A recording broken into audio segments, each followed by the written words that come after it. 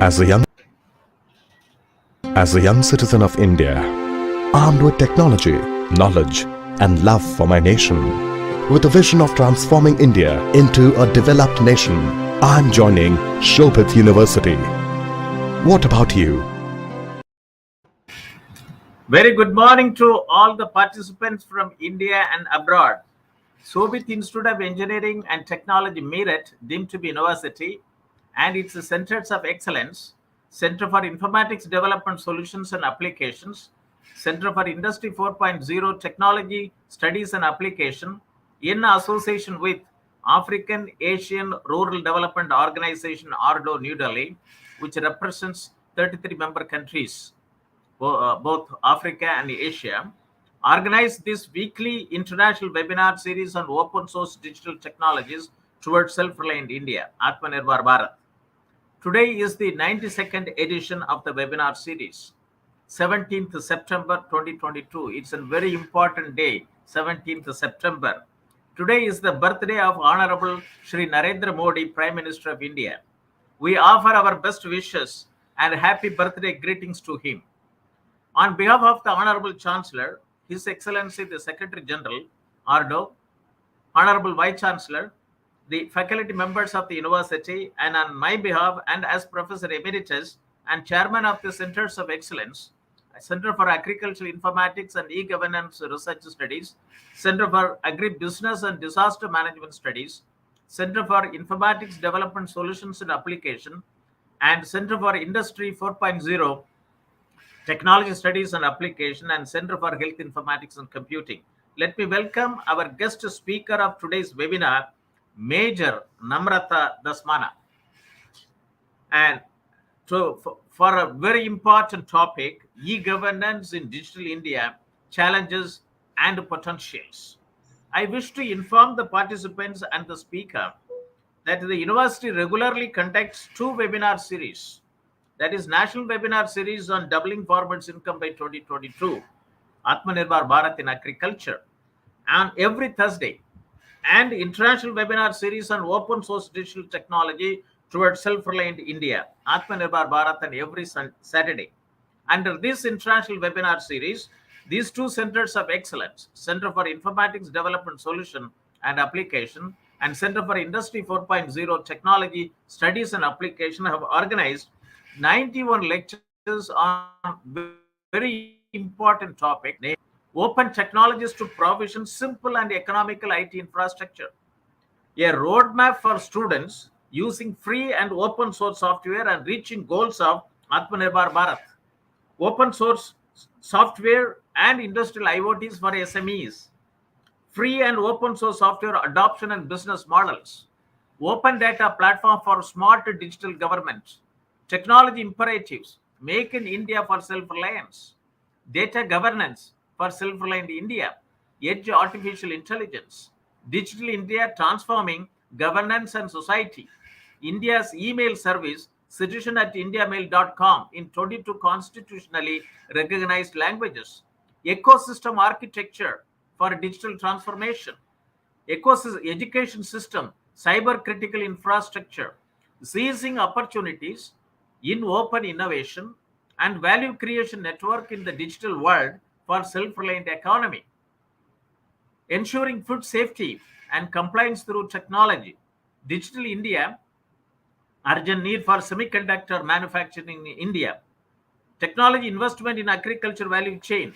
entrepreneurship and skill development, AI design pathways, rise of platform economy, revisiting value chain governance, era of automation, industrial robotics, and Industry 4.0, Indo-German perspective of technology transfer, skill gap analysis, and opportunities, role of artificial intelligence in healthcare, current developments in diagnosis and vaccine research, digital agri-tech and agri-startup perspective, health informatics network value chain, e-health system, and beyond, leveraging emerging technologies for ensuring transparent and traceable agri and food supply chains, e-governance models towards sustained quality services to citizens backed up by technology, Indian MSMEs to adopt Industry 4.0 technology capabilities, and urgent need for mentorship and accelerator program, building public digital platform using microservices and APIs, health informatics network value chain, early childhood development and learning, health informatics network value chain, clinical AI, an interface between machine learning and health informatics to be made available in almost all primary health centers in the country.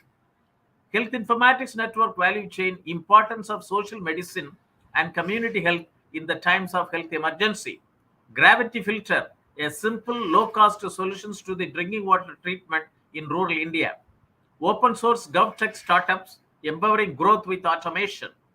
Digital transformation in small enterprises and small businesses in India. Challenges and opportunities. National Digital Twine Program. Need for a robust geospatial infrastructure. Industry 4.0 in MSMEs. Benefits of indigenously developed collab CAD from National Informatics Center. Mass serialization and anti-counterfeiting solutions to fight illicit trade. Cyber security. Risks, challenges and solutions. Intelligence approach to reduce cyber risk. New Internet IPv6 root server toward Atmanirbhar Connected Bharat. Indian startups, reflections, and possible policy interventions needed for scaling up to Gram Panchayat. Blockchain and crypto for digital assets platform, pathways for global trade. Robot as a service, leverage technology to solve enterprise challenges. Space startups connecting to international markets with emerging business models. Enabling technologies for future vision. Vivekananda Secondary Education and Skills Development Mega Project, its potential impact on rural entrepreneurship and the rural economy in India. Sports Grail, a digital sports media platform and perspective Indian sports industry sustainability model at a global level. Pharma 4.0, Industry 4.0 applications to pharmaceutical manufacturing, path to a digital transformation. Accelerate and scale non-linear growth through partner ecosystem. Technological renaissance and human capital, a perspective. Health informatics network value chain, medical outreach, challenges versus potential in forest area. Beyond COVID-19, revitalizing micro and small enterprises. Project management essential, launchpad for future CEOs and startup founders. Society 5.0, a new society beyond Industry 4.0 and post-COVID-19. Smart village, community, African ICT, IoT lessons. Digital economy, ways and means to protect and empower for self-reliance. Pragmatic ways for Atmanirbhar Bharat. Democratization of essential services by using sustainable energy as a catalyst. Transforming India through relevant education and vocational training. Digital technology in simplifying citizen life. Online learning during the pandemic and its future. Smart microeconomic zones. Pathway for self-reliance at village level. Crime prediction support system. Knowledge management for development partnership to achieve the sustainable development goals of the UN and implementing the Agenda 2030. Millet value chain from IoT to blockchain, a traceability map. Roadmap, aspirational district program in left-wing extremism affected district, a successful model of data governance, data-driven governance. Digital agriculture supply chain and trading hub, a geo-economic perspective. Market-driven agriculture, need for development of crop-specific strategies at block level. An open agri-network to unlock the $1 trillion plus potential of Indian agriculture with the smallholder farmer. Developing rural entrepreneurship to ensure doubling of farmers' income. Leveraging the power of convergence through connecting the dots. Agri startups, agripreneurs, and rural innovators. Agronomy plus artificial intelligence is the precision farming. Doubling farmers' income, imperatives of plant health informatics network. Developing commercial breadfruit value chain to help farmers reach high value markets. Commodity value chain creation through agri network and agri AI. Farm to plate, a one-stop agri-tech platform to simplify supply chain and e-commerce needs of food and perishable commodities. Health informatics network value chain, National Animal Disease Reporting System, NADRS 2012, and beyond. Artificial intelligence and metaverse, frontiers in workspace, coconut value chain challenges transforming into opportunities, coffee informatics network value chain facilitating smallholder coffee farmers into business, health informatics network value chain building of one health ecosystem, role of digital architecture, diversification of fish and fisheries, resource management and its challenges in Bangladesh, data mining and digital agriculture, drone technology ecosystem, empowering smallholder farmers in India, fisheries informatics network value chain, business plan for fisheries cooperatives to attract investors, making urbanization work for the poor through new technologies, disruptive technology in precision agriculture, strategy for total development of local area with ICT, digital economy, ways and means to protect and empower for self-reliance, sustainability framework, and standards for agricultural commodities, global experience. We Mill, a social business initiative for rural women. This is from Mysore. Today is the 92nd edition of this very important webinar series. We'll have the talk by Major Namrata Dhasmana, CEO and founder at EvoluTioon Services and columnist The Hands India, on a very important topic, e-governance in digital India, challenges and potential. Atmanirbhar Bharat, the road ahead. This is the vision of our Honorable Prime Minister Shri Narendra Modi of making India a self-reliant nation rested on 5 I's: intent, inclusion, investment, infrastructure, and innovation, based on 5 pillars: economy, quantum jump in economy; infrastructure, one that represents modern India; systems, 21st century technology driven; vibrant demography, demand, whereby the strength of our demand and supply chain should be utilized to full capacity; Digital India program, it aims to transform India into a knowledge-based economy and a digitally empowered society. Digital India initiative has been the major driving force for the budding entrepreneurs and a key contributor for the phenomenal growth of Indian IT sector. To empower the society and build the knowledge economy, the need for digital transformation was felt. Digital India initiative has been the right push at the right time when the technology is advancing faster than ever. I would like to give a historical background from 1987, with which I was associated as the project director. District Information System Program of NIC, DISNIC, was initiated by Government of India through National Informatics Center in 1987, and it undertook 28 development sectors, database development sectors: agriculture, livestock, fisheries, irrigation, health, education, industries, SC development, ST development, micro level planning, etc., etc., and operationalized during 1980s in about 520 districts in India. This district program 1987 has been the front runner of the present day e-governance program in India. I was the project director for this district program in 1987 for 520 districts. E-governance initiative in India took a broader dimension in the mid 1990s for a wider sectoral applications with emphasis on citizen-centric services. For example, digital networks for farmers, an informatics blueprint for improving agricultural productivity and sustainable rural livelihoods was envisaged through a national conference on informatics for sustainable agriculture development, May 1995, ISDA 95, which has given a blueprint for informatics for agriculture sector through AgriSnet, AgMarkNet, SeedNet, Horticulture Network, Animal Production and Health Informatics Network, and Fisheries Informatics Network, and etc., etc. I was also once again associated, and instrumental for this national e-governance program in the agriculture sector. Ministry of Information Technology launched National E-Governance Plan in 2005, 1987, 1995, and now 2005. Ministry of Information Technology launched National E-Governance Plan and National E-Governance Plan 2.0 E-Granti in August 2014.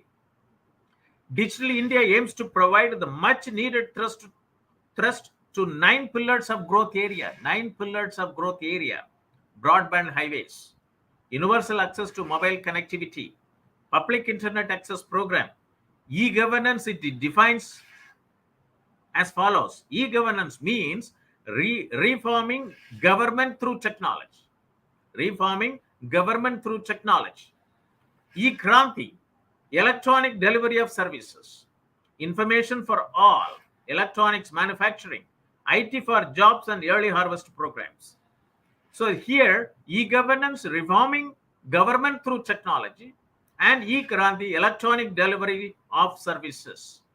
It's very important for e-governance program to be successful.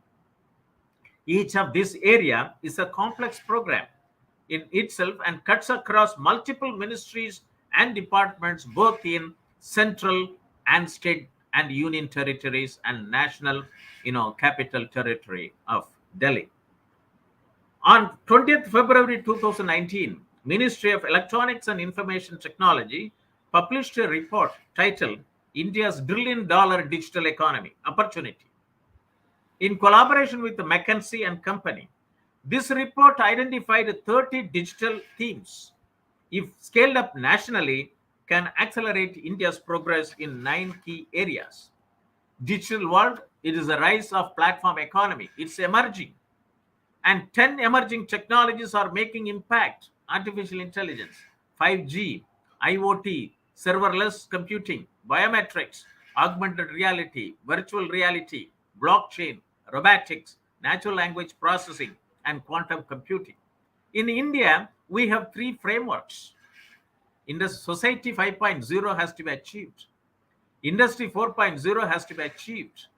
And Agriculture 4.0 has to be achieved. Who are all the customers?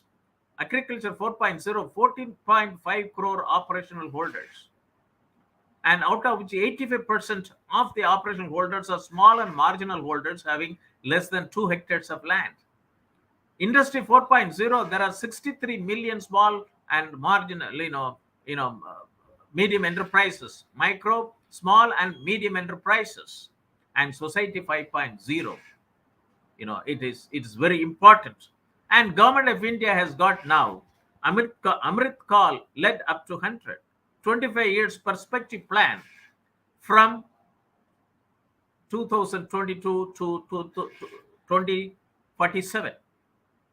So next 25 years, how India should be and what new India will be at 2047. I also would like to quote our Honorable Prime Minister's speech on 15th August 2022. He said, I quote, Panch Pran of Amrit Kaal. He is quoted. First Pran, goal of developed India. Second Pran, remove any trace of colonial mindset.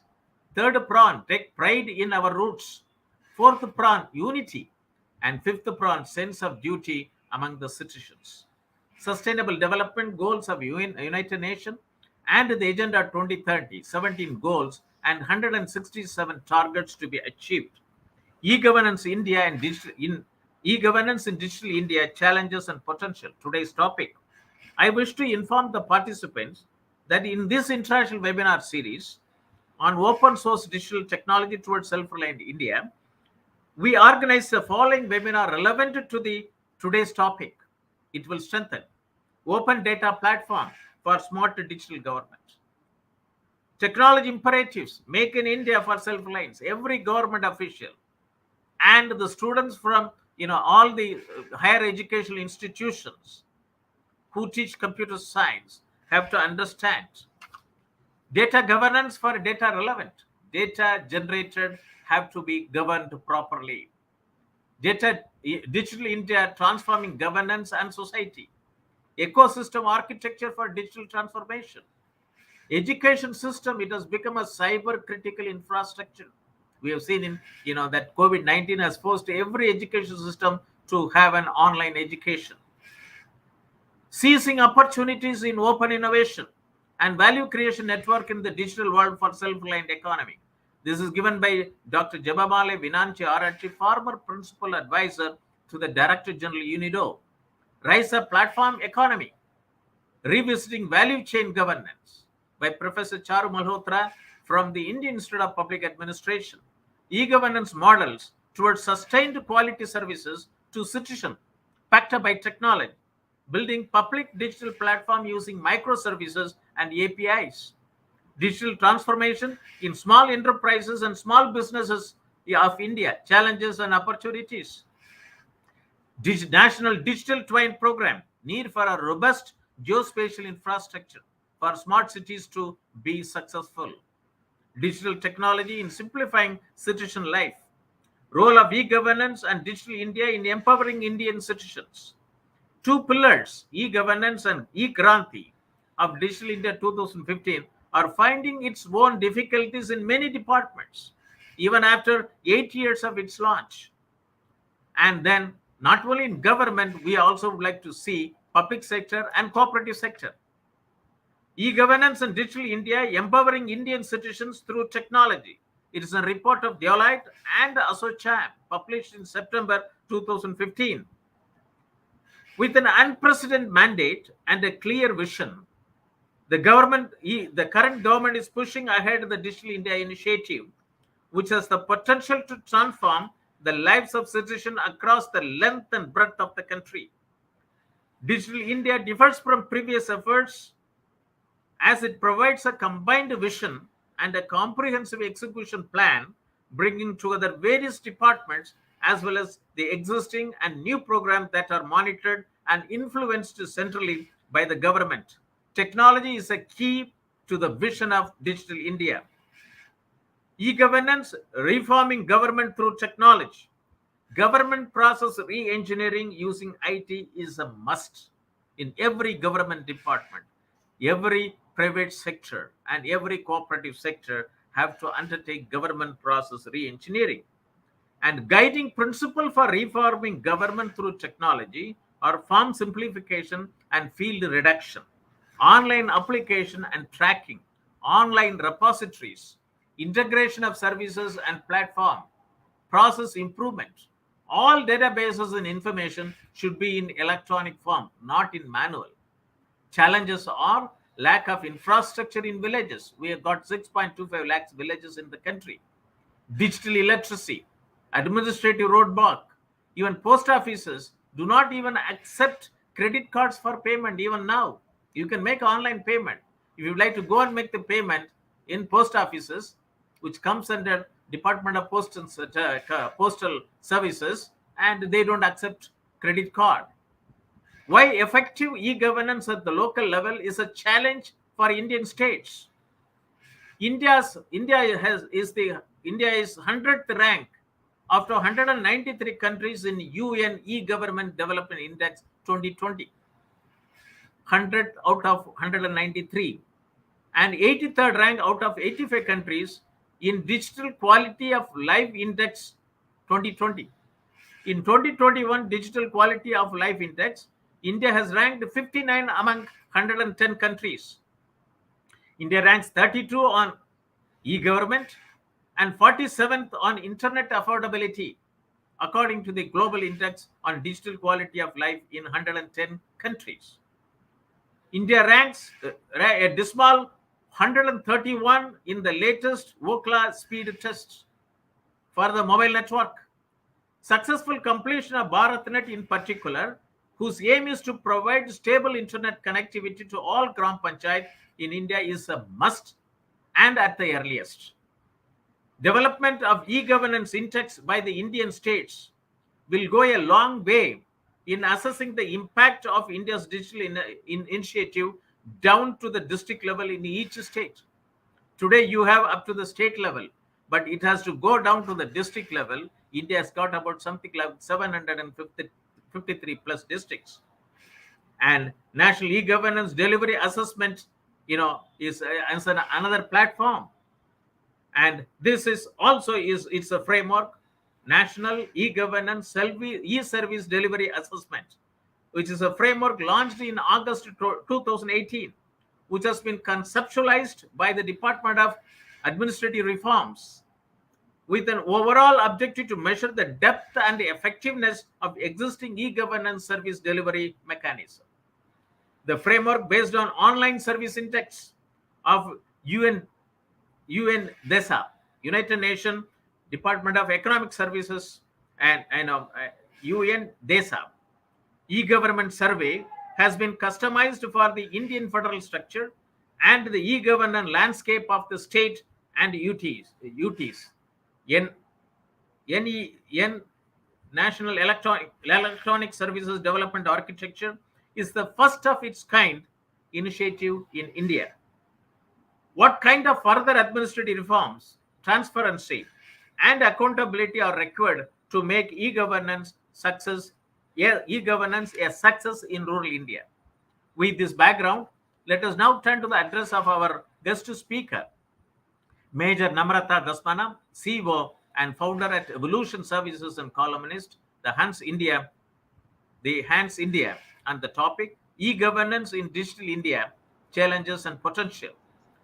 Today's topic will motivate and galvanize the participants watching our telecast through facebook.com Shobhit University India, youtube.com/Shobhit University in, or linkedin.com/Shobhit University Shobhit University for missions like Digital India, Make in India, Sagarmala, Skill India, Startup India, Stand Up India, etc.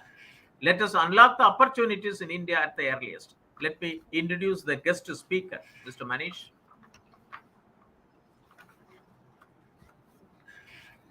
Major Namrata Dhasmana, CEO, founder at EvoluTioon Services and the columnist, The Hans India.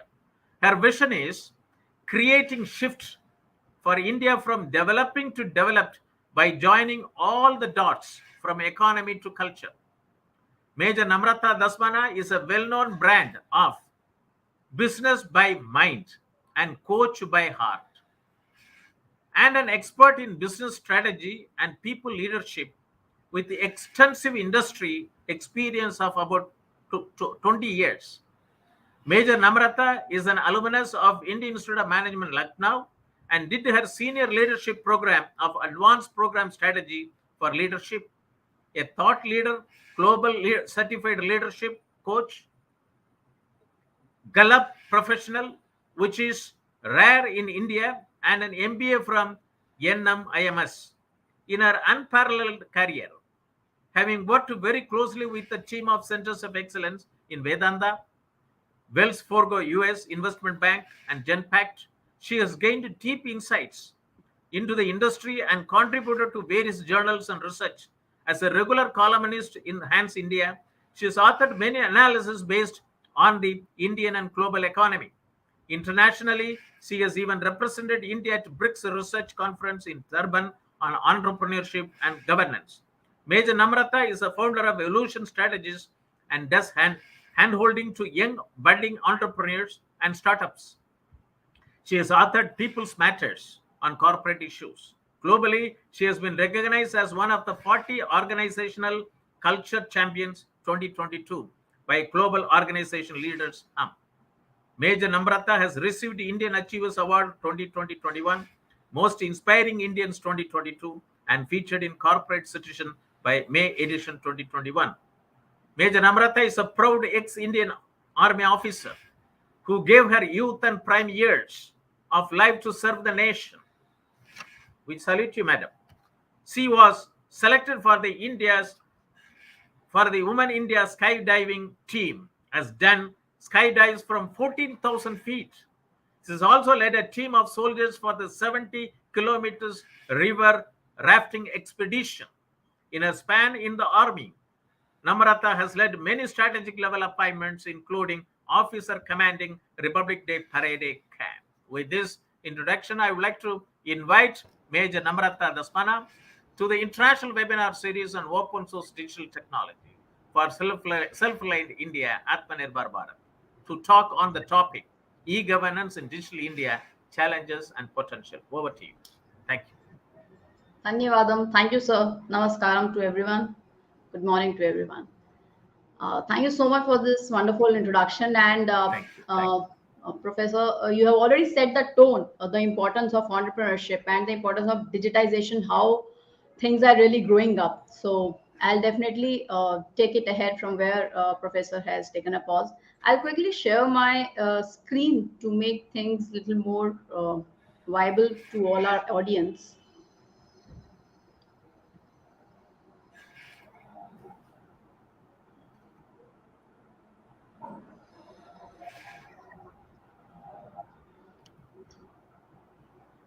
Okay, if it is visible.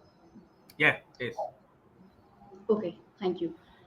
So yes, as a tone has been set about the e-governance and the importance of it, I chose to speak upon the advantages and the disadvantages about the topic.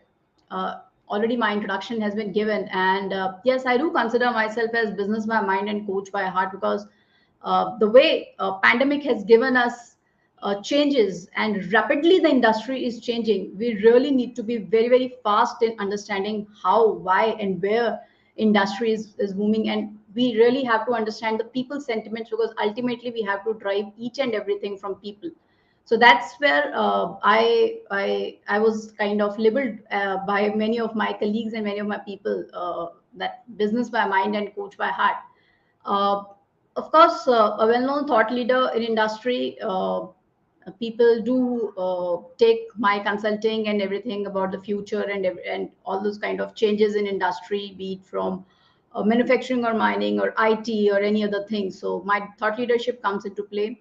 I'm very passionate about joining the dots of edtech to corporate, because as professor has mentioned, all the kind of amazing initiatives are being taken, but where and how industry is having that kind of gap and how to build that gap, there I feel my experience and my credentials play a role. And I take it as my purpose to join the dots, be it for the students or for our fraternity of educationists, to make them aware the challenges of industry, the challenges of corporate, their inhibitions of not accepting what is actually important in our industry. Then, of course, all my educational credentials have already been shared.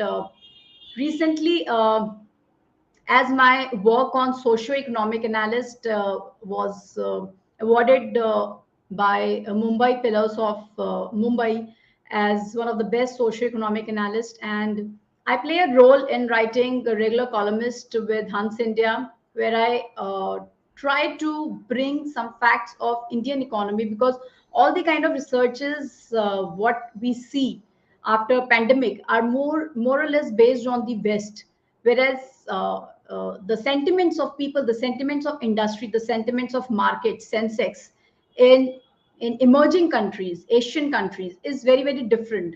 And there we need to understand that what is something that is missing in our people sentiment, in our business sentiments, and we need to understand that kind of gap. And there my work goes as socio-economic analyst.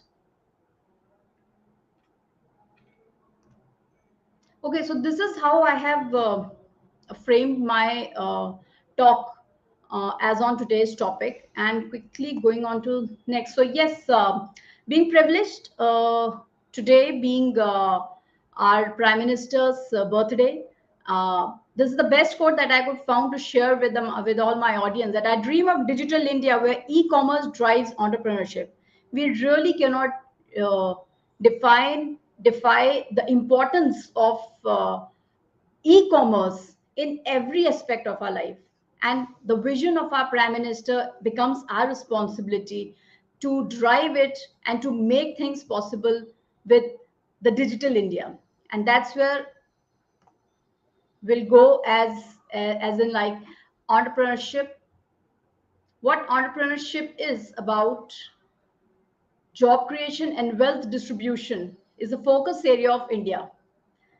Why entrepreneurship becomes important in emerging economies: because most of the MNCs, when they come and they set their pace in our emerging economies because of cheap labor, our people get lost, and our Indian companies are not able to, or Asian countries which are emerging economies are not able to give or set their pace as entrepreneurship. And that's the reason why job creation and wealth distribution is the focus area of India, as said by our finance minister also. And that's where the importance of entrepreneurship begins in our country. And Make in India as an initiative has taken this project very, very smoothly, seamlessly, and in a very successful way.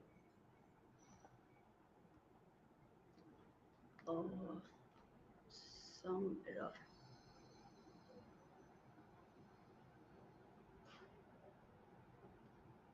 There is a little error. Your previous slide is skipped. You can go to the previous slide. Yes.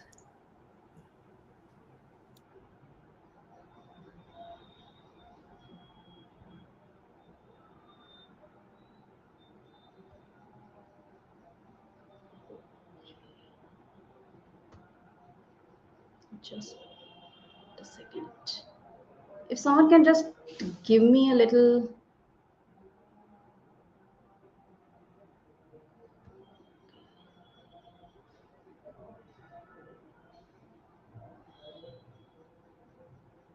There's a technical glitch at my end.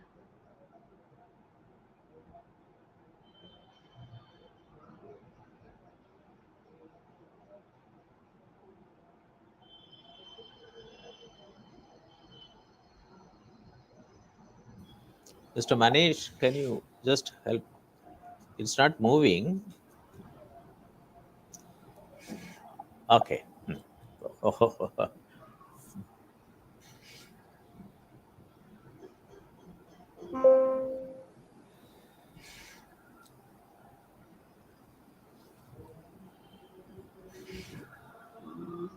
Mr. Manish, if I just have to change the presentation. Hello? So, ma'am, He's not there. upload the PPT again. Sorry? Ma'am, upload the PPT again if you want to change the PPT.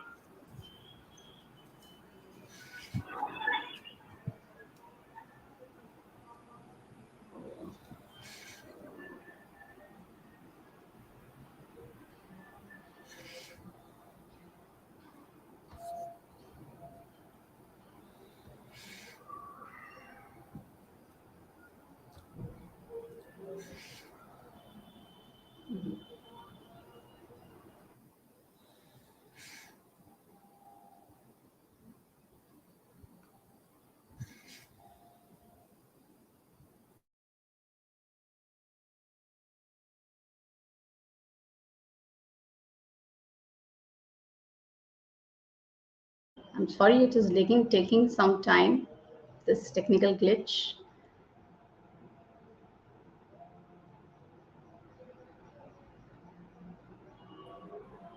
Ma'am, it will process and take around 1 minute. Okay, fine.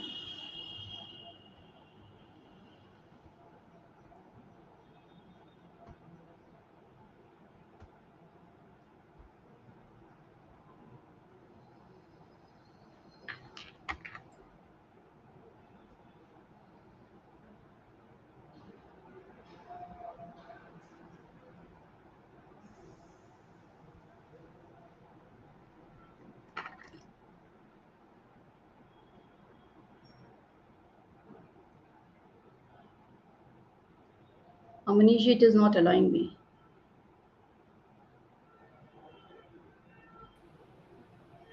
Ma'am, just click on the share, click Yes, slide, and upload it from your computer. That's it.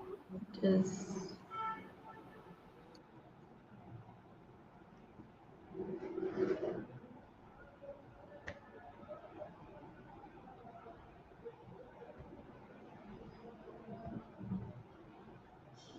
It is just not allowing me.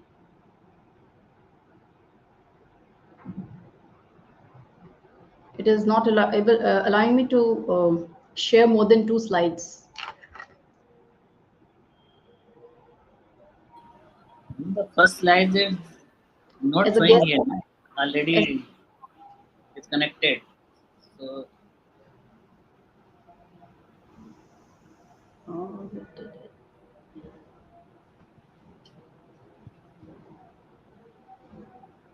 if slides is not coming, click on the share and click on the share screen. Then That's what I'm doing. share and Easiest and streaming works best on good monitor. Okay.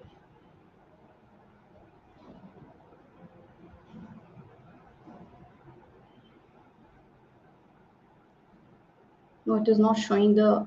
no, it's now open the PPT. That's it. Open Yes, the it is not showing the PPT. That's what is the thing. again, ma'am. It's disconnected.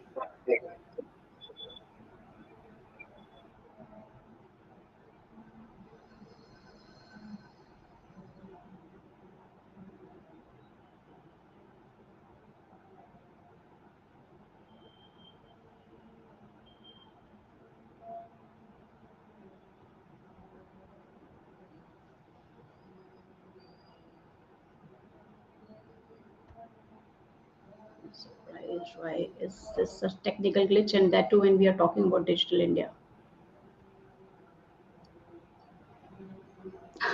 This is what is the challenge, I think.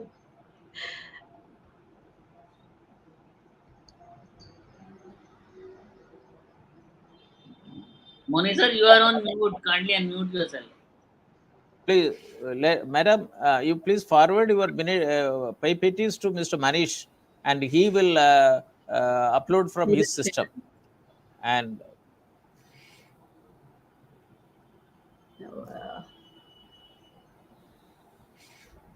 Wait, should happen now.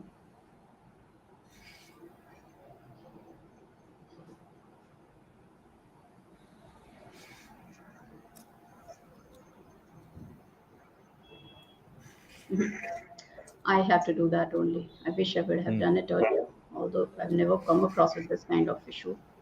But that's how technology is.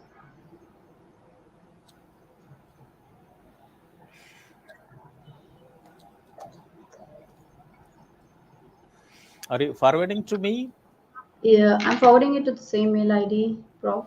Okay, Mr. Manish, can you open it and then upload from your system?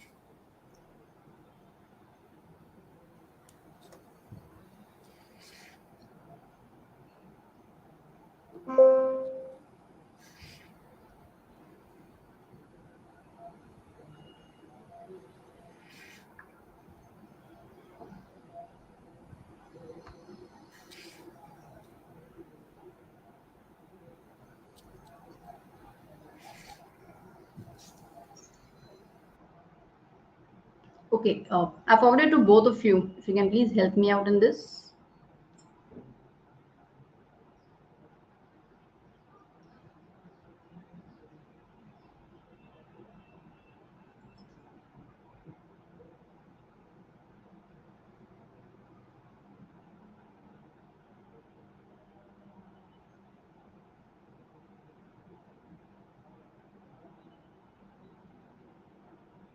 Is downloading and he will upload now. I'm extremely sorry, but we can just No, continue with this no, session. you talk. He will show it. You talk and Yeah. So okay, fine. We were at entrepreneurship in digital India. So like job creation and wealth distribution is the focus area of India. That's what our finance minister said. And why digital India is a kind of new India, connecting with people even at remote areas. So now giving my own example, my manager who works for me in making my things happen, he's still at a remote place of Maharashtra where the digitization and the Wi-Fi connection, it does not work, and that's a practical challenge that we face to in our routine working lives. The day it rains, it starts having a he starts having an erratic connection, and he just is not able to work. So that is where a kind of challenges we have.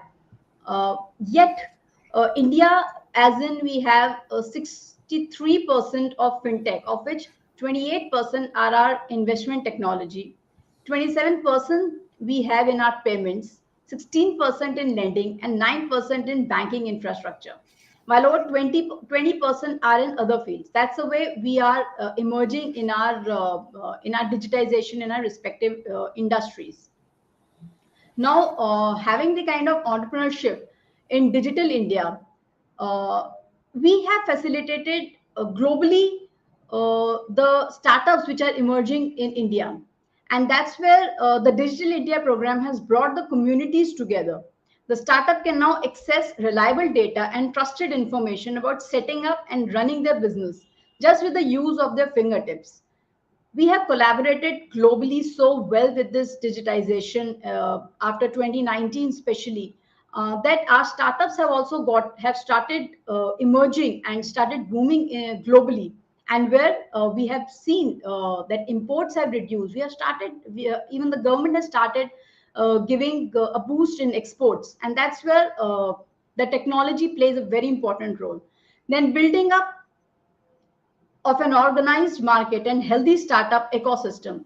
That's again very important aspect of entrepreneurship in Digital India, because building a Digital India is an encouraging initiative that is taking the startup ecosystem of the country to the next level. There's so many unicorns, there's so many startups which are coming up with all the kind of aid from the government and with all the kind of funds by the government. A business environment is indeed promising for building an organized market. So now this exclusive program is giving high expectations to the budding entrepreneurs and the startups. The program comes with a vision of setting up support with the IITs, with the National Institutes of Technology (NITs), research centers, and even Indian Institute of Science Education. This really helps the local brands to create that kind of. Madam, now he is showing it. You can ask him to move to the appropriate slide. You can Sure. ask Mr. Manish. Okay, we'll have to go back, Manish ji. Mr. Manish, yeah. Okay, next. Okay. You can say next. So Fine. This is good. We are on the same slide. So that's what I just spoke about. The third point, building up an organized market and healthy startup ecosystem, how the government is giving aid to our Indian budding startups, to the unicorns, so that they can set their global footprint and begin with giving jobs, even not only in our country, but even outside. And that's where the digitization and the entrepreneurship plays huge important role. Then empower the youth to become job giver.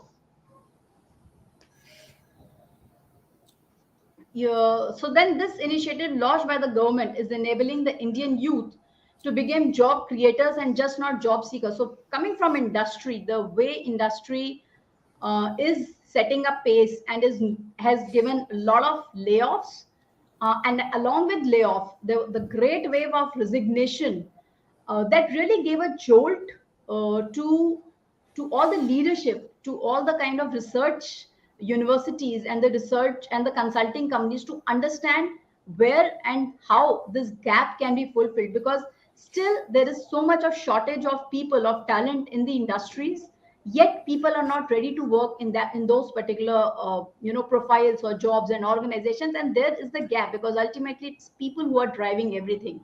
And to understand all these things, the empowered youth have started have started their own apps, their own startups, their own unicorns, in such a way that they started giving even jobs at a very young age. And this is a very, very positive sentiment and a very, very positive signal to our Indian economy, that our youth has got that kind of vision and that kind of mindset to give jobs instead of just following the jobs and just going after the MNCs and creating a rat race kind of thing. So that's what the empowerment of youth has been given by this entrepreneurship in Digital India. And they come with dozens of policy innovations, and this is further fostering an increased number of creative startups. We'll talk about resolving the ongoing industry problems. So I've already spoken a lot about the kind of continuous problems that industry is having. And from the mobile handset industry to the tech industry, there are countless ongoing problems in almost all the industries out there. The Digital India program is designed to help to resolve the issues like delayed quality certification, process, and others. And due to such slow procedures, businesses They fail to meet the demand of the market, while the consumers are deprived of the right product at the right time.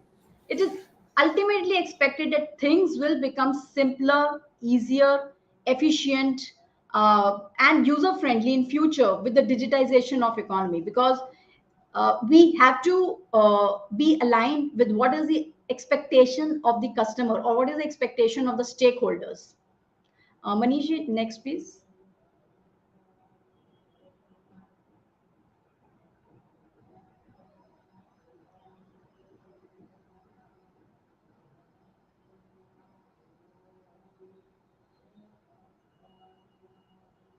Manishi, next please.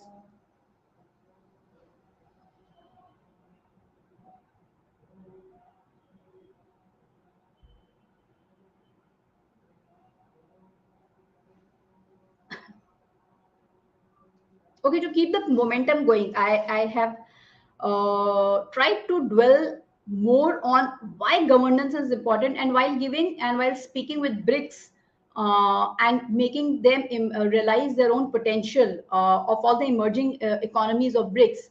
I try to touch upon that why governance is important. We have seen so much of downfall. We have seen how Facebook is now fighting so many legal battles in spite of having that kind of. Thank you, Manishji. We are aligned.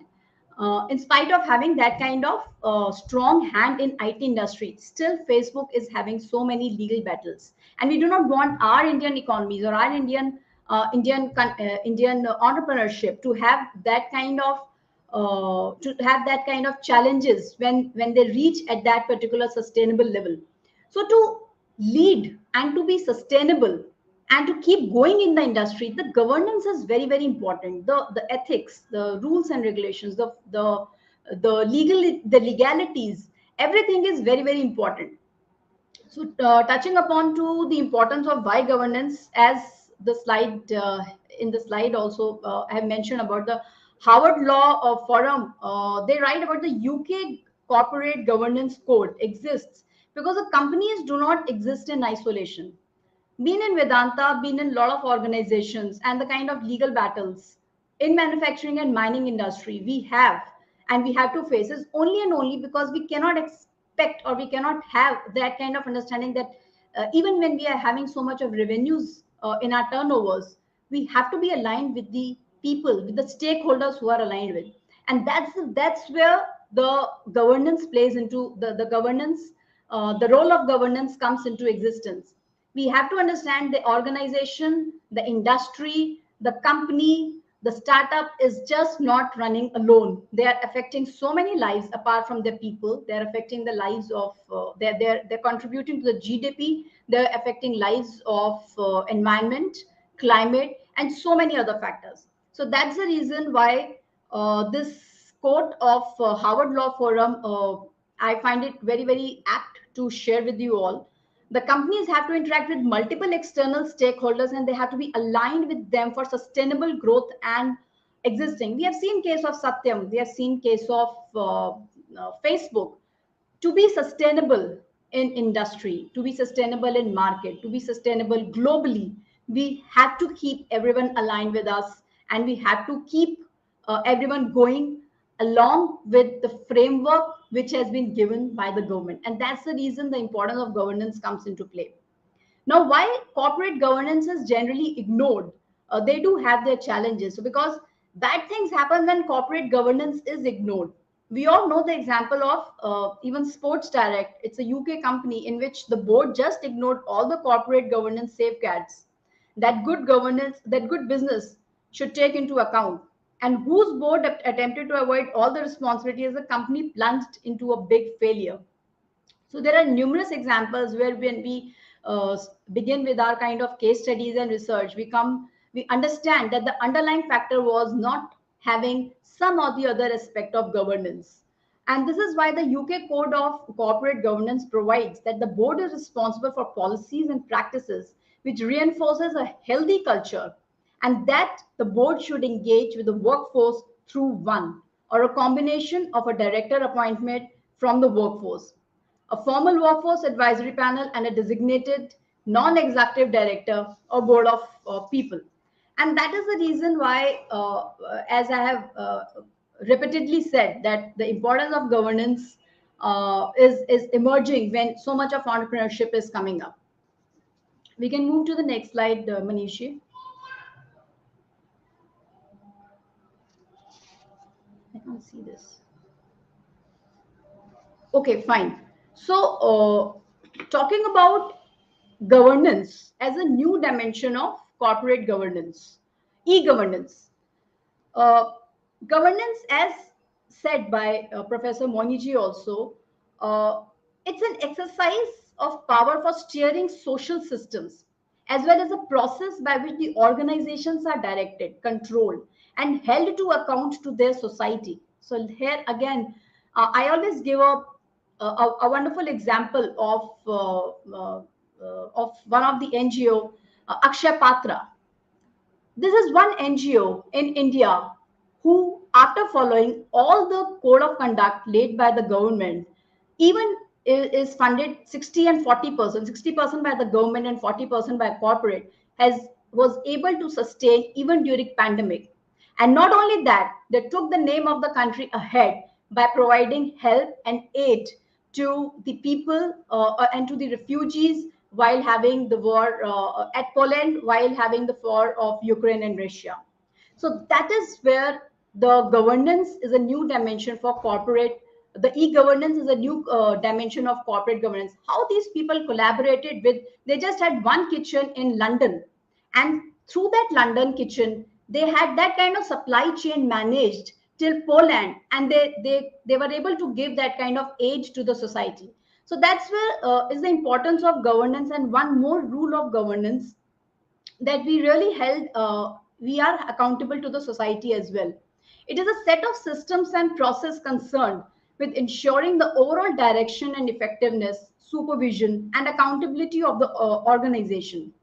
E-governance involves new styles of leadership, new ways of debating and deciding policy. We have already seen that, and thanks to Professor Moniji by accepting my flaw of not sharing the presentation due to the technical glitch. So see, that is where the changes are really required in accepting the flaws of digitization and accepting the changes of digitization, where we are really booming with the pace of in the industry. So there are new ways of debating and deciding policy and investment, new ways of accessing education, new ways of listening to citizens, and new ways of organizing and delivering information and services. E-governance is defined as e-governance of information and communication technologies to transform the efficiency, effectiveness, transparency, and accountability, as Professor Moniji has mentioned earlier as well.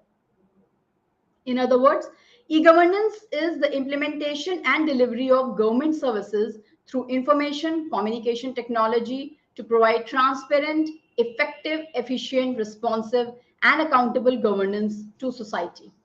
And that's where e-governance as a new dimension, it gives a new dimension to the corporate governance. Now, we'll go to the next slide, Maniji, about the challenges. So we have already touched upon, Professor Moniji has already touched upon the pillars and the objectives. We can go to the next.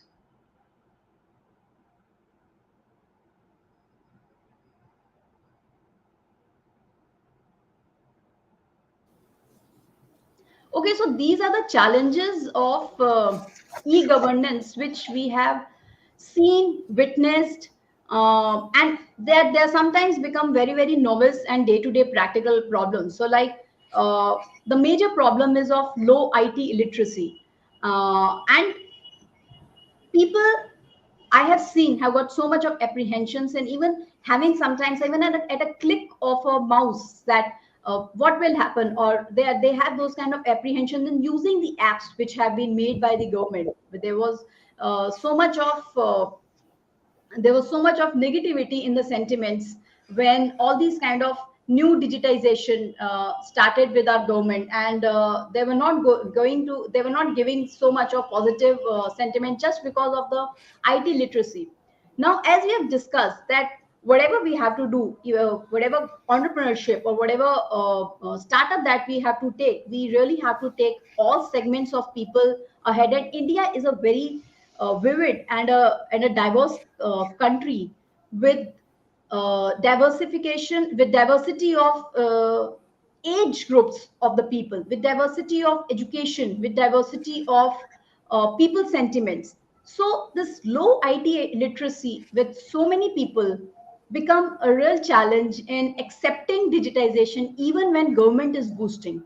Then second challenge is of course a different language, which is again a very basic challenge. Yet at a grassroots root level, I have seen if it is not accepted, in spite of spending crores and so much of initiatives, strong initiatives being taken, but if the app is not giving that kind of language understandability or the translation is not done, again it becomes a waste.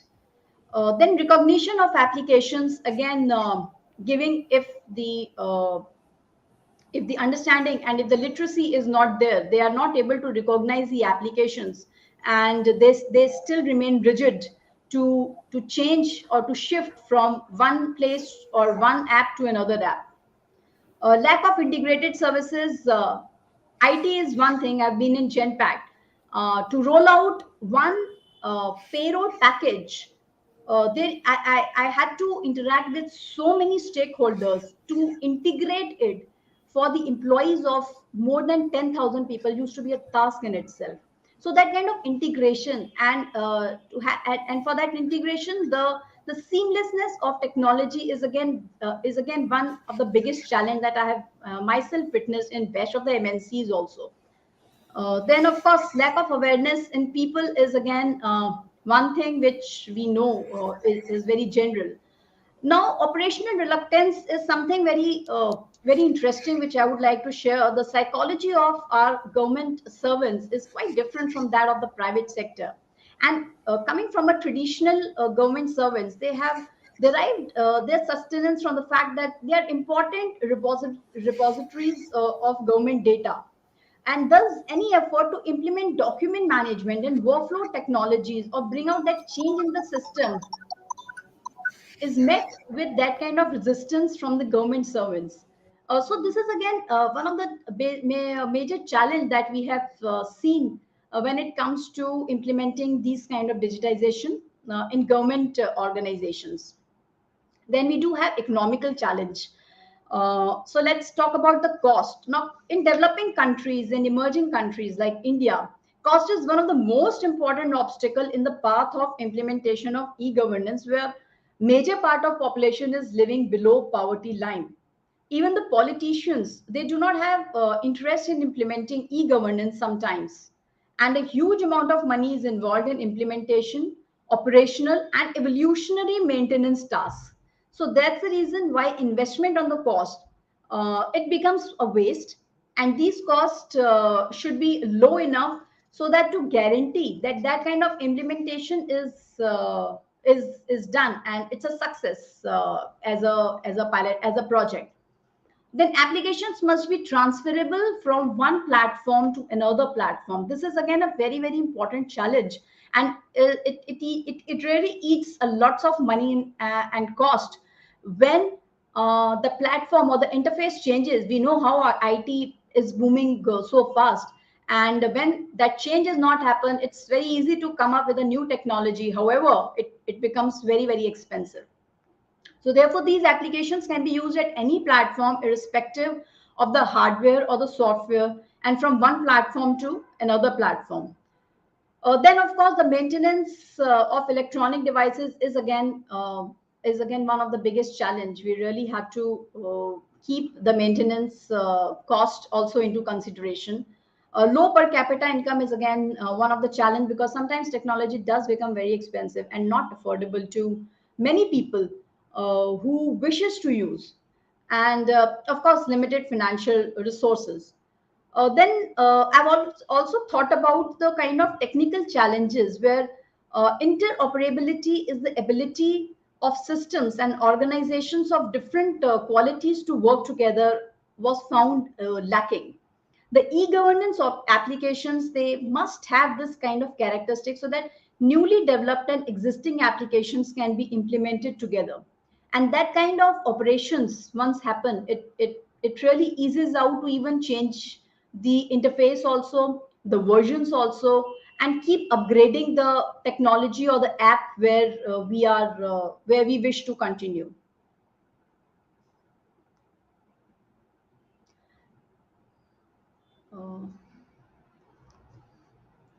Please shift to the previous slide, Manish. No, the previous, please. Thank you. Okay, yes, the geopolitical problems really cannot be ignored.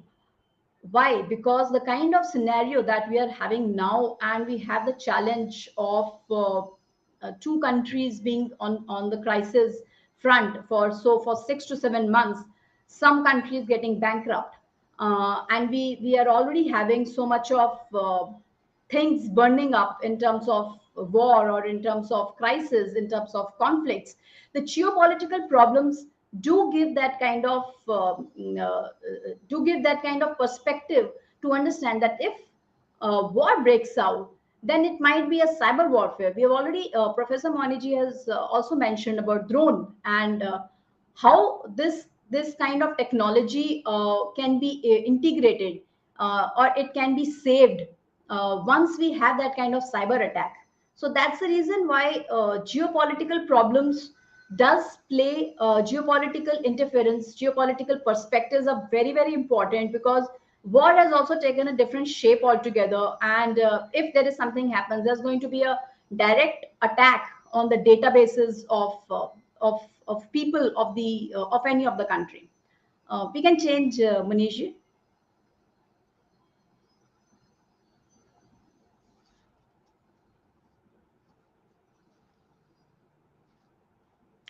Thank you. So here we will speak about the potential of e-governance and the kind of benefits that we can have. So we do have, it does increase that kind of sustainability. We have spoken a lot on the same, and just to re-emphasize and to give some different perspectives, by having some kind of live examples of the industry, it increases the transparency and accountability. We have already seen this with the way Akshay Patra has done. Their accounts are always transparent. Their accounts are always audited by the government. And to all the startups and to all the NGOs, when they were drained financially, and they were coming to me for consulting, the only one classical example I always used to quote of the Akshay Patra, because even when we are running an NGO, we are trying to help people, we have to be self-sufficient. So that is the kind of accountability first we need to have for our own self, for our own employees, and to have that kind of auditing done. So that is what is the potential of e-governance, that when we get everything integrated, we get those kind of triggers, we get those kind of reminders in our financial system, in our accounting system, or in our payroll system, so that we don't get into any kind of flaw. And that's the reason it increases the transparency and the accountability. And when any auditing is required to be done, we don't have to worry much about and get into these kind of paperwork and the traditional way of functioning.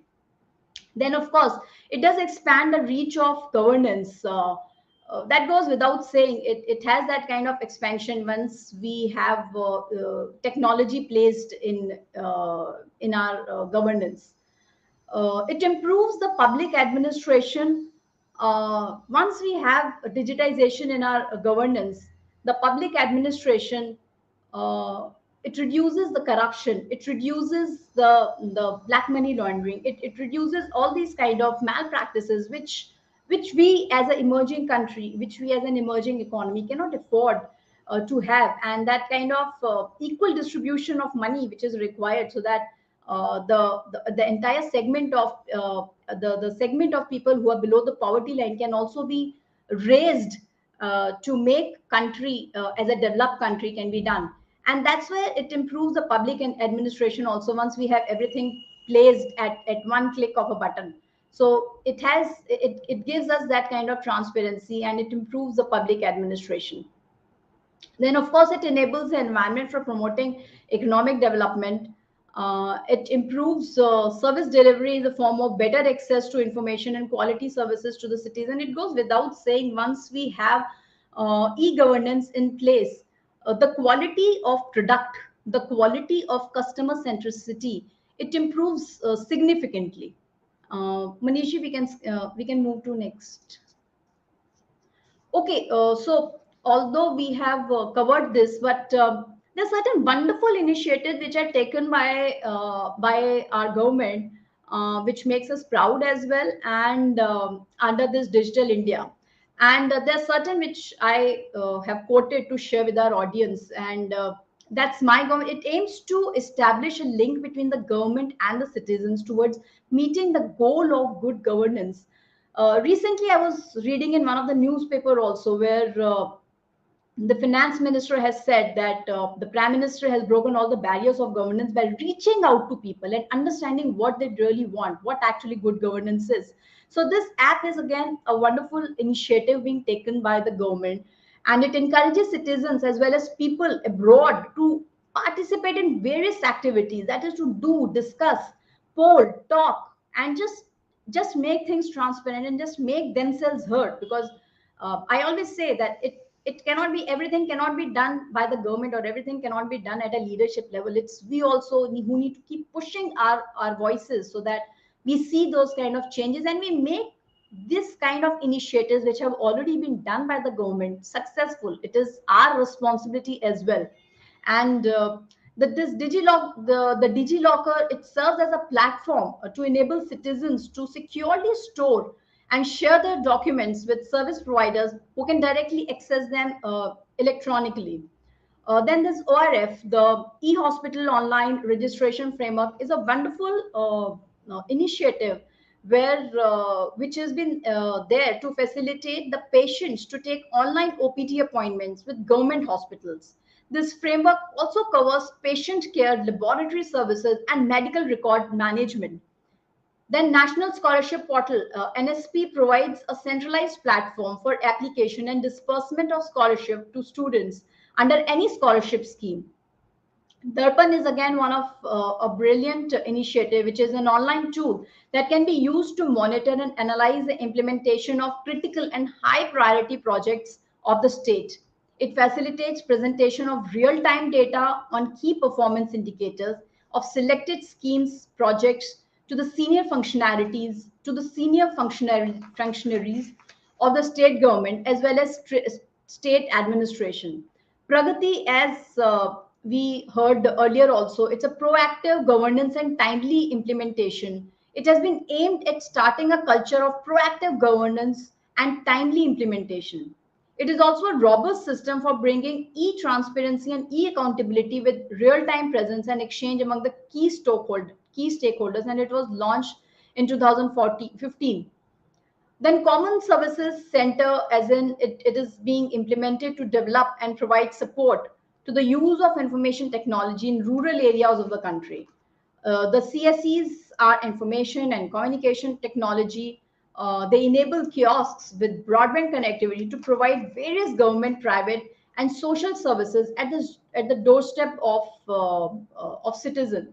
There are multiple initiatives which if I really start saying, it is going to be an endless list initiated by our government. So like there's Mobile Seva, there is Jeevan Praman, there are National Center of Geo Information Informatics, National E-Governance Plan, and there have been so much of money, so much of cost has been involved in it. So it is very important to understand the intent of the government and why this importance is required to integrate the entire to integrate all the citizens to make use of all these technologically enabled initiatives and make things happen to boom country and to boost the economy. Manishi, we can switch over the next slide. Manishi, we can change the slide. So that's where is about the digital India. What we I would like to just summarizing that in spite of having so much of I mean, challenges and lacking in the infrastructure, the poverty, the cost effectiveness. Still, it is very important to understand that once the entrepreneurship has started, how to make that entrepreneurship, how to make those startups, that ecosystem sustainable, so that once they reach to a level of generating jobs, generating revenues, they take a next step of generating profits and giving it back to the government.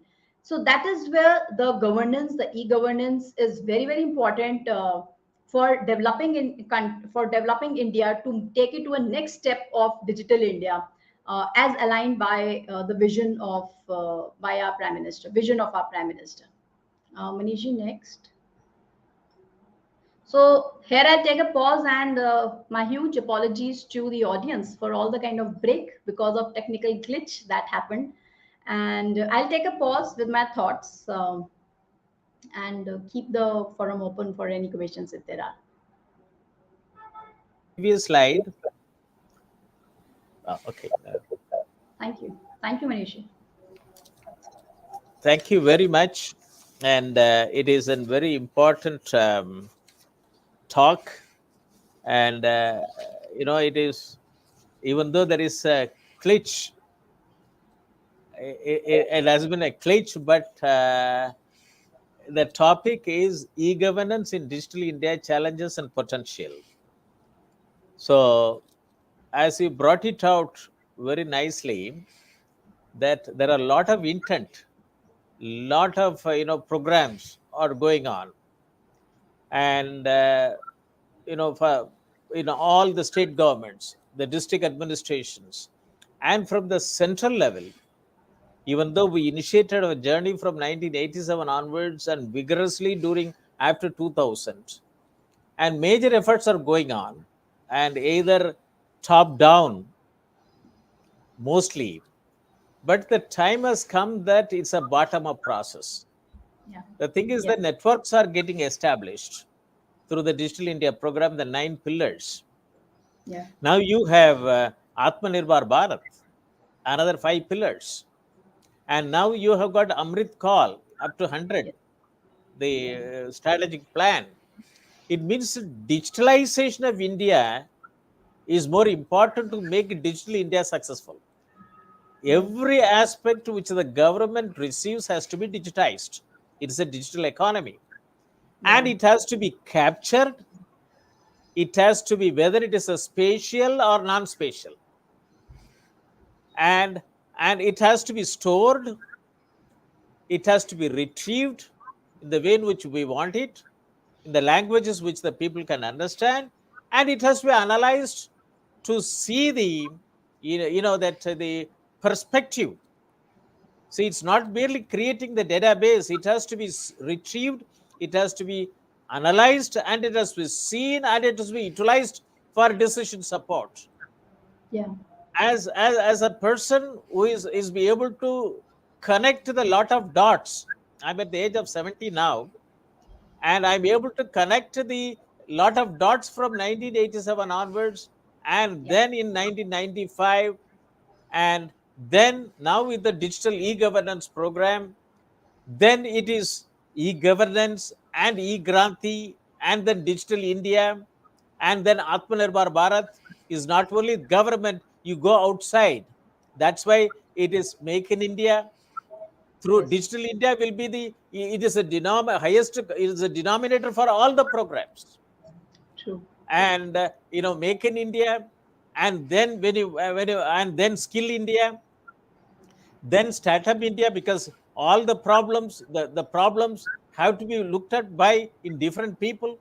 And then not only Stand Up India, it is Startup India, then you have to have a Grown Up India True. and Stand Up India. There are so many frameworks has been brought out, and every institution, government department, cooperative sector, private sector has to adopt And now it is that, the visibility has to be seen at the grassroots level. That's why, that the 3 products which will make Digital India very successful, which COVID also has taught us a big lesson, and the WhatsApp issue has brought out a lot of other deliberations. After the WhatsApp issue, I was asked to prepare a note as a former Director General NIC, and I prepared the note, and that note which I sent it to the government through the university, through the Chancellor of the university, to the Prime Minister's office, to the Defense Minister, to the Home Minister, to the IT Minister, that India needs to have 3 major items. You have to have an email software to be operational in 22 constitutionally recognized languages for e-governance to be successful.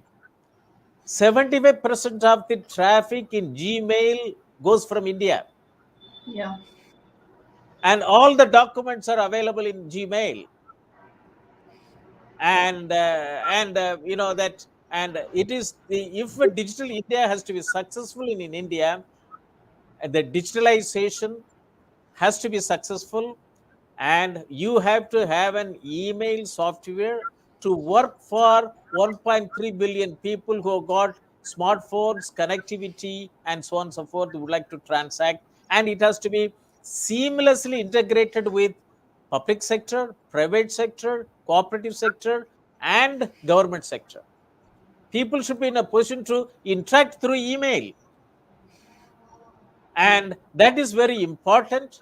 And this is an email, this is a digital asset, has to be made available so that our rural youths can develop apps and make it available in our own data centers. Government should come out with umpteen number of data centers for the youths to upload their apps in India, and so that depending upon the downloads, they should become a millionaire.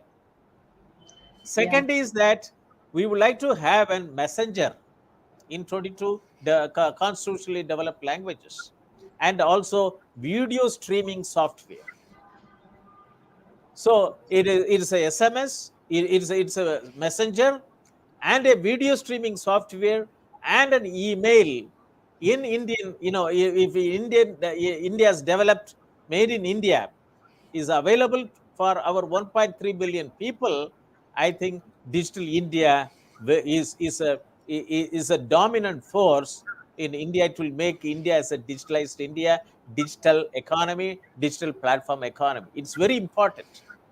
Right to Information Act 2005 very clearly says every aspect of information which is collected by government should be made accessible, should be retrievable through government, computing devices.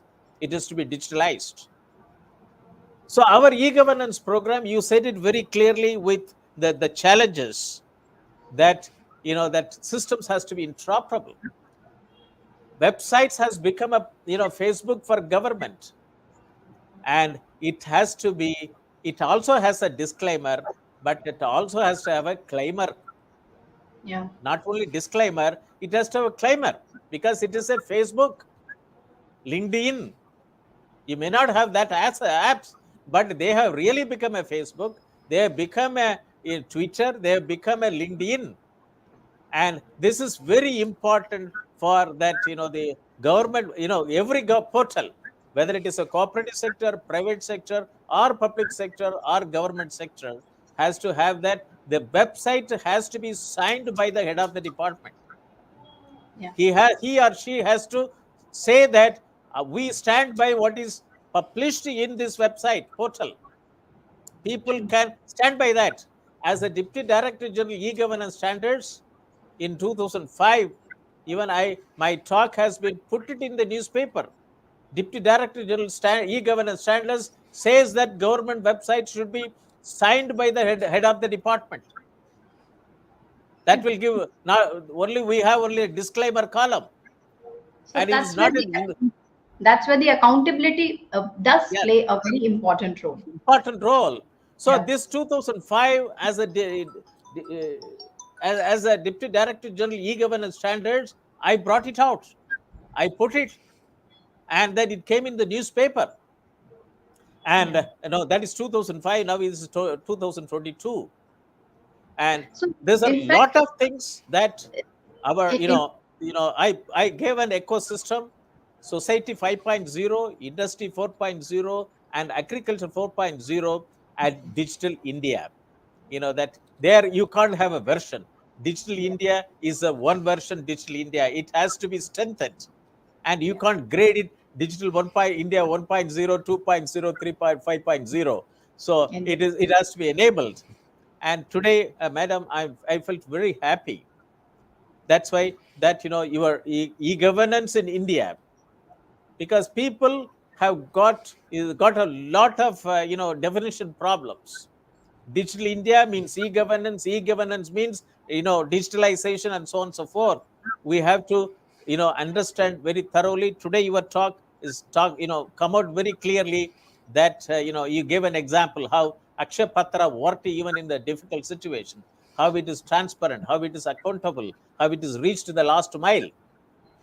And India is a country where we have 6.25 lakhs villages, 2.25 lakh gram panchayat, 6,500 block level offices. They are the real Facebooks for the common man. True. District administration is later, fourth layer.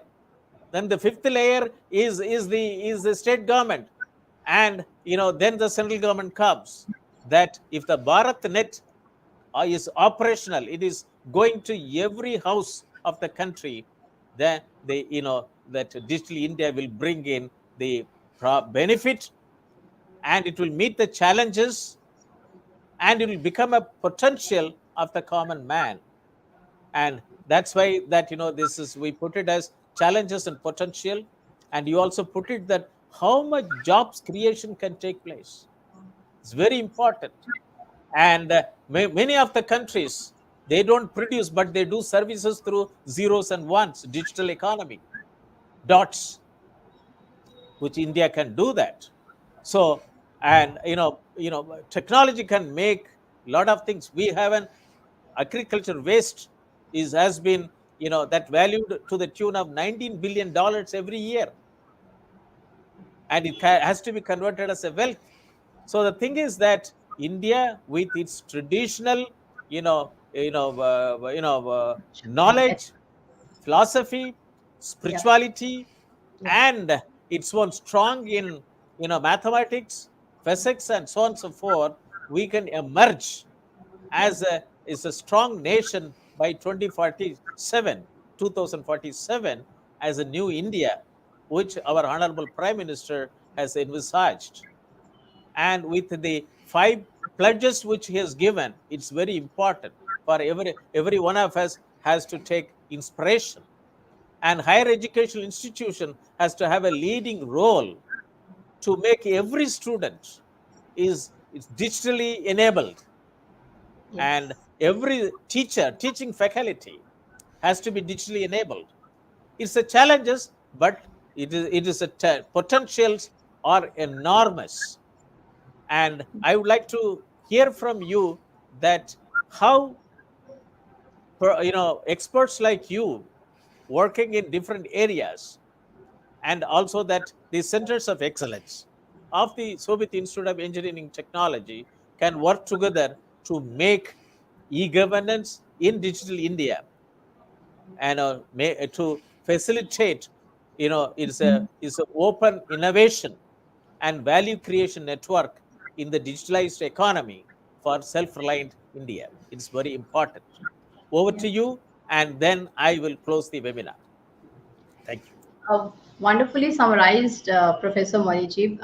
Yes, I think the first thing which is very important to make it cost effective is to make people prepared.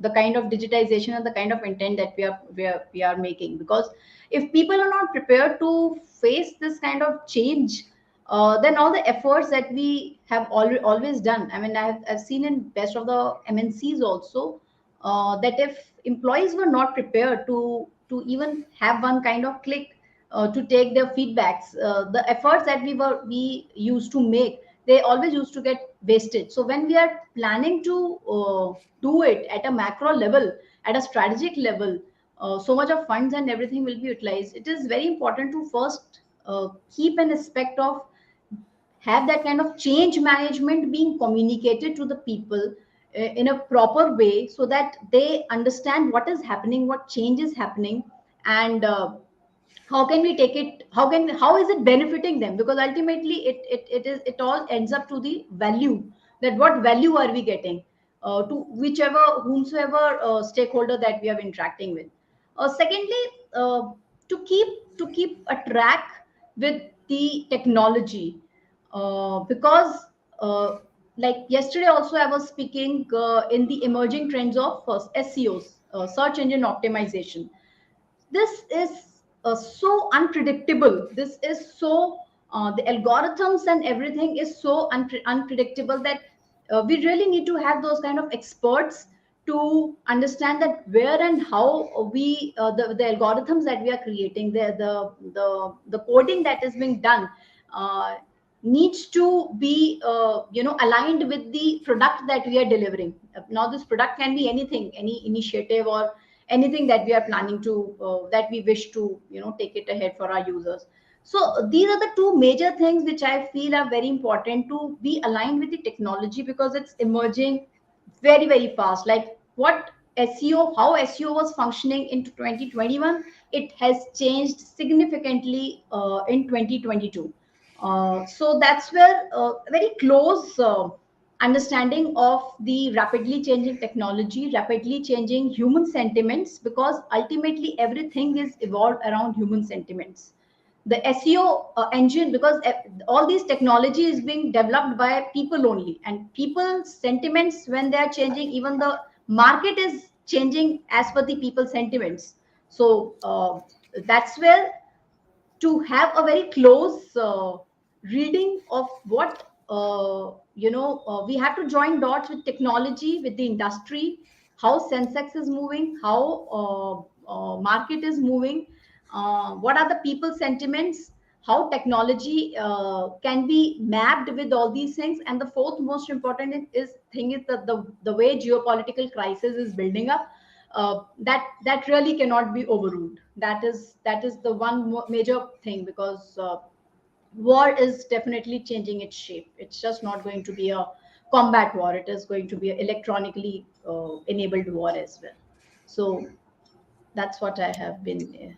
So thank you very much. I also would like to emphasize that, and the e-governance in digital India challenges and potential, I would like to, stress upon, based on your talk, that process improvement has to take place in every institution which deals with people, whether it is a cooperative department or government department or public sector department or the private sector.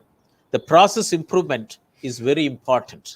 And for example, that this is the data which get generated in many of the these private sectors, the IT department and the business departments, there seamlessly have to be integrated. It doesn't take place that. So the citizen development, software development program strategy is making a lot of inroads, because the people who work in the business side understand the business logic. And if they are trained appropriately in the e-governance strategy, that the adoption of e-governance will be very easy.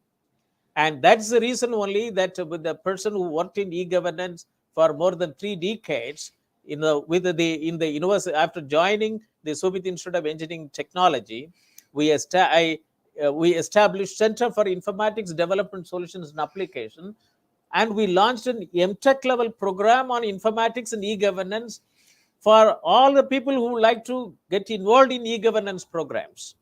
Because today e-governance means create a website, nothing more than that. And that's why this is MTech level programs in e-governance in informatics through standards approach. And because when you construct a building, it's a standards based. Engineerings are all standard based. But the thing is that e-governance, that students are not taught on e-governance standards. And that's why I propose, I have been, working towards, and this MTech program, it is a first kind of MTech level programs in informatics and e-governance from the Shobhit Institute of Engineering Technology is based on informatics and e-governance standards. That's an amazing And so that, initiative. and That's it an is amazing anything which you built up, it goes in, it has to be understood. And that is, it's very important, that, throughout the world, the IT industry works on standards. So, and That's our amazing initiative. So, and the IT education has to be also built on standards, yeah, and it is to teach standards. my immense gratitude to the educationist, because ultimately it begins from there. What I am today is only because of the education that was So given. that is And very important. That's why that I would like to, since you work with the private sector, many people said, that, when one of is an economist, Mr. Vijay Sardana, he comes nowadays very frequently on TV. He said that, Professor Moni, your program has to be, also to be introduced for private sector, because e-governance is not only is to stop with the government side, it has to be also to be incorporated in private sector. And yeah, e-governance, MTech level programs on e-governance and informatics has to be, taught in private sector management. So I will be yes, very happy that I will invite you to join with us, and also to propagate this is, the MTech level programs and BTech level programs and BG postgraduate diploma level programs on informatics and e-governance in a very big manner in private sector. It is necessary. And for yeah, Center for Industry 4.0 Technology Studies and Application, as I have been talking for digital SMEs from 2004 onwards. And now, that the country has got about 63 million SMEs. Industry 4.0 has been given by German. And then we have to make all MSMEs, whether it is a family run MSME, or a 5 people run MSME, or 1,000 people run MSME, has to be globalized. It's very important. And this is where this university has launched and has established a Center for Industry 4.0 Technology Studies and Application, and launched an MBA program on Industry 4.0 to train only CEOs of SMEs. And then the other campus students will be getting the benefit of credit transfer. They can undertake subjects and papers and so on and so forth. So the MTech level informatics program and MBA in Industry 4.0 are very important to be introduced in private sector. And that's why your e-governance in digital India, through these two, this is an initiative of this international webinar series on open source digital technology for self-reliant India, the initiative of these two centers. And this is the only private university which conducts weekly 2 webinar series. One on national webinar series and doubling farmers' income by 2022. I was closely associated with the formulation of the doubling farmers' income committee report. I was the subgroup leader for 2 volumes, volume 11 and volume 12B. Volume 12B talks about digital technology in agriculture.